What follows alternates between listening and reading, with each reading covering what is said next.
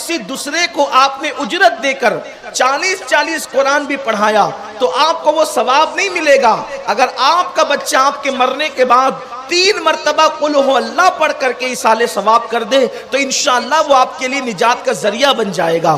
تو میرے پیارے آقا صلی اللہ علیہ وسلم کے پیارے دیوانوں، علم بڑی اہم چیز ہے۔ حضرت سیدنا سلیمان علیہ السلام کی بارگاہ میں حضرت جبریل امین حاضر ہوئے اور کہنے لگے اے سلیمان، اللہ تبارک و تعالیٰ آپ کو 3 چیزیں پیش کرتا ہے، آپ اس میں سے کیا پسند کریں گے؟ ایک تو یہ اللہ تبارک و تعالیٰ آپ کو علم دیتا ہے، اور دوسری چیز یہ ہے کہ اللہ تبارک و تعالیٰ آپ کو جو ہے وہ بادشاہت دیتا ہے۔ علم اور بادشاہت میں آپ کون سی چیز کو قبول کریں گے؟ اور تیسری چیز جو ہے اللہ تبارک و تعالیٰ آپ کو عزت دیتا ہے۔ عزت ہے، بادشاہت ہے اور علم ہے، تینوں میں سے کون سی چیز آپ نے پسند کرنا ہے؟ حضرت سلیمان علیہ السلام نے فرمایا مجھے تو علم چاہیے اور مجھے کچھ نہیں چاہیے۔ تو پھر جب حضرت سلیمان علیہ السلام نے علم کو قبول کر لیا تو جبریل امین نے عزت اور بادشاہت سے کہا کہ چلو چلو اب تم واپس چلو اللہ کی طرف۔ تو دونوں نے کہا کہ اللہ کا ہمیں حکم ہے، جب اللہ نے ہمیں پیدا کیا تھا تو ارشاد فرمایا تھا جدھر علم ہو جائے گا اس کے ساتھ تم لوگوں کو بھی جانا پڑے گا۔ تو چونکہ سلیمان نے علم کو پسند کر لیا، قبول کر لیا، تو اب عزت بھی یہی رہے گی اور بادشاہت بھی یہی رہے گی۔ پھر سلیمان علیہ السلام کو کتنی عزت ملی کہ جنات ان کے تابع ہو گئے۔ حضرت سلیمان کو کتنی عزت ملی، پریاں ان کی تابع ہو گئی۔ سلیمان کو کتنی عزت ملی، ہوائیں ان کے تابع ہو گئی۔ تو پتا چلا علم کیا چیز ہے میرے پیارے آقا علیہ السلام کے پیارے دیوانوں۔ اسی لیے کسی نے کہا ہے کہ جاہل اپنے وطن میں بھی اجنبیوں کی طرح رہتا ہے،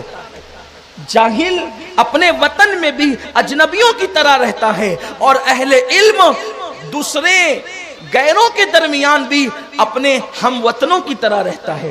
اگر اس منظر کو دیکھنا ہے تو آپ دیکھتے ہیں ہمارے یہاں کتنے دور دور سے اہل علم آتے ہیں، لیکن ہم ان سے ایسی محبت کرتے ہیں جیسے اپنے رشتہ داروں سے محبت کرتے ہیں۔ ان کے جانے پہ ہمیں افسوس ہوتا ہے۔ اسی طریقے سے ہم کوئی بہت بڑے علامہ تو نہیں ہیں، لیکن جب ہندوستان بھر میں کہیں جاتے ہیں تو ایسا لگتا ہے کہ یہ لوگ اپنے گھر والوں سے زیادہ ہم سے محبت کرتے ہیں۔ گھر کے بستر جو لوگ اپنے بچوں کے لیے نہیں نکالتے وہ ہم لوگوں کے لیے لوگ نکال کر کے لاتے ہیں۔ وہ پلیٹیں جس میں وہ لوگ کھانا خود نہیں کھاتے، نئی نئی پلیٹیں ہمارے لیے نکال کر کے لاتے ہیں۔ بتائیے یہ کتنے کرم کی بات ہے۔ لیکن بہرحال یہ اہل علم کے لیے، میرے لیے نہیں، مجھے تو کچھ آتا ہی نہیں ہے، میں تو آپ کا خادم ہی ہوں۔ لیکن بات بتا رہا ہوں میرے پیارے آقا صلی اللہ علیہ وسلم کے پیارے دیوانوں، تو میرے آقا صلی اللہ علیہ وسلم کے غلاموں، اگر دنیا میں عزت حاصل کرنا ہے، اگر دنیا میں دولت حاصل کرنا ہے تو علم کی طرف پیش قدمی کرنی ہوگی، علم دین بھی اور علم دنیا بھی۔ لیکن علم دین کو اولیت حاصل ہے، علم دین کو جو ہے وہ سبقت حاصل ہے، علم دین کو پرائرٹی دینی چاہیے۔ اس لیے کہ آپ نے اپنے بچے کو ڈاکٹر بنا دیا، انجینئر بنا دیا، جج بنا دیا، بہت پائلٹ بنا دیا، لیکن اس کو علم دین نہیں سکھایا تو وہ کھڑے کھڑے پیشاب کرے گا، وہ ماں باپ کے حقوق نہیں جانے گا، وہ لوگوں پہ ظلم کرے گا، وہ لوگوں پہ زیادتی کرے گا۔ آپ نہیں دیکھتے ابھی آج کل جو ہے ٹی وی نیوز پر جو ہے کتنا ہنگامہ مچا ہوا ہے، کتنا ہنگامہ مچا ہوا ہے۔ ایک عورت 3 طلاق کے مسئلے کو لے کر اس کو طلاق دی گئی، ابھی کل پرسوں میں خوب چل رہی تھی اور خوب ہنگامہ آرائی ہو رہی ہے، اور وہ عورت کہہ رہی ہے کہ یہ 3 طلاق اسلام کا آئین نہیں ہے، اسلام کا قانون نہیں ہے۔ اس کو کسی نے طلاق دے دیا، اس کے شوہر نے، تو اپنے شوہر کی ضد میں آ کر وہ عورت اسلام کے خلاف کھڑی ہو گئی، اور ٹی وی اینکرز ایسی باتیں کر رہے ہیں اس کو لے کر کے۔ میں تو کہتا ہوں کہ مولویوں کو تو ٹی وی پر جانا ہی نہیں چاہیے بحث میں حصہ لینے کے لیے۔ ان لوگوں سے، اینکروں سے یہ پوچھنا چاہیے، مرد عورتوں کے ساتھ ہمدردی کرنے والوں، وہ کون عورت ہے جو اکیلی بیوی تھی اور اس کے 5 شوہر تھے؟ اس کا تعلق کس سے ہے؟